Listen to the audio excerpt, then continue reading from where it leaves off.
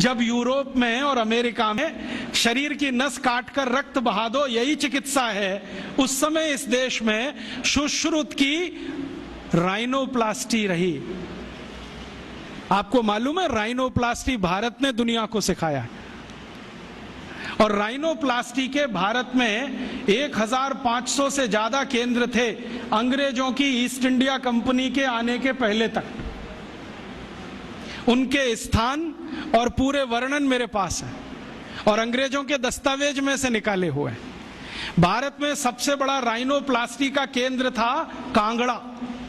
कांगड़ा कहाँ है? शिमला के आगे, हिमाचल में। और कांगड़ा और उसके आसपास में 700 केंद्र थे जो राइनोप्लास्टी सिखाते थे। दक्षिण में जबरदस्त केंद्र थे राइनोप्लास्टी के। मैसूर स्टेट है ना, मैसूर स्टेट में 150 से ज्यादा केंद्र थे आज से 200 साल पहले। एक पुरानी कहानी है जो दस्तावेजी है, कल्पना की नहीं है। एक अंग्रेज अधिकारी था कर्नल कूट, वो हैदर अली से लड़ा। हैदर अली ने उसको परास्त किया।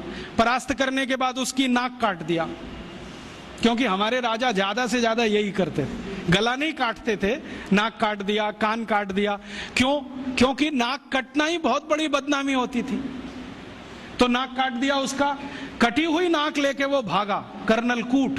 वो खुद अपनी डायरी में लिख रहा है कि जब मैं युद्ध में हार गया, हैदर अली ने मुझे नाक काट दी, हाथ में लेकर मैं भागा और हैदर अली की सीमा खत्म हुई मैसूर राज्य की, तो बेलगाम नाम का एक गांव आया। वहां पर एक वैद्य ने मेरी सर्जरी की। 21 दिन मुझे अपने घर में रखा, सर्जरी करके लेपन लगाया, मेरी नाक जोड़ दिया। और आज मैं पार्लियामेंट के सामने कह रहा हूं कि भारत के वैद्यों को इतना ज्ञान है, वो ये सब कर सकते हैं। इसलिए हमें भारत में अपने लोगों को भेजकर ये विद्या सीखनी चाहिए। ये उसका भाषण है हाउस ऑफ कॉमन्स। तो कर्नल कूट के इस भाषण को सुनने के बाद अंग्रेजी सरकार ने तय किया चलो कुछ लोगों को भेजो। तो अंग्रेज आए, उन्होंने यहां सर्जरी सीखना शुरू किया। और जो अंग्रेजों ने सर्जरी सीखा है वो लिख रहे हैं कि जो जातियां भारत में सर्जरी में मास्टर थी वो सब नाई थे। नाई समझते हैं? बाल काटने वाले। ये सब सर्जन थे 200 साल पहले। हाँ, सब सर्जन थे 200 साल। अब जरा सोचो कि नाई अगर सर्जन रहे हों तो वो पिछड़ी जाति कैसे हुई? अंग्रेजों ने उनको 1881 के सर्वे में पिछड़ी जाति घोषित किया। उसके पहले इस देश में नाई कभी भी पिछड़ी जाति में नहीं थे। 1881 में सेंसस हुआ सबसे पहला, और आज तक वो चल रहा है, हर 10 साल में होता है जनसंख्या का गणना। अंग्रेजों ने पहली गणना में नाइयों को पिछड़ा वर्ग में डाल दिया। और एक अंग्रेज कहता है कि ये अच्छा ही है, क्योंकि ये विद्या में इतने ऊंचे हैं, अगर इनको नीचे नहीं लाओगे ये गुलामी कभी स्वीकार नहीं करेंगे।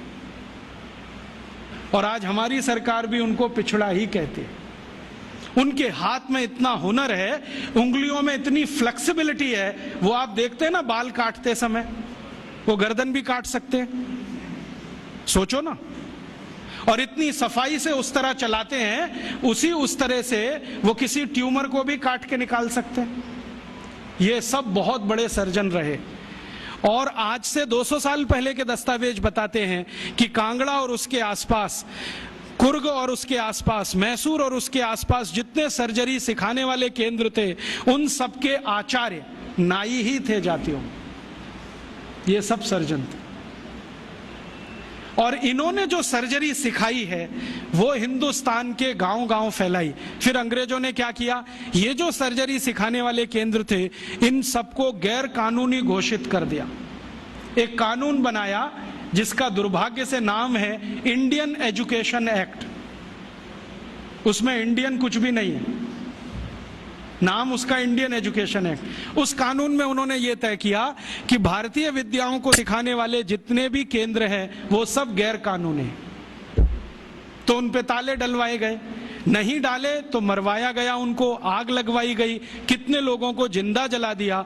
वो कहानी सुने तो आपकी आंखों से आंसू निकल आए। ये अत्याचार 100 साल हुआ, उसमें ये विद्या खत्म हो गई। और फिर बेईमान अंग्रेजों ने क्या किया कि यहां से सर्जरी सीखा और उनके अपने रिकॉर्ड्स में वो सब है। हिंदुस्तान को ये बताया कि देखो हम तुम्हें वापस सिखा रहे हैं। और यहां से सर्जरी सीखकर जो डॉक्टर बने लंदन में, उन्होंने fellow of the royal society की स्थापना की, जिसमें डिग्री लेने के लिए आज हमारे डॉक्टर जा रहे हैं। और उस प्रमाण पत्र को लाके दरवाजे पे बड़ा टांगते हैं। मैं देखो FRS, उसमें शहद लगा के चाटो तो विटामिन C भी ना मिले। ये स्थिति है, इतना उलट गया सब कुछ।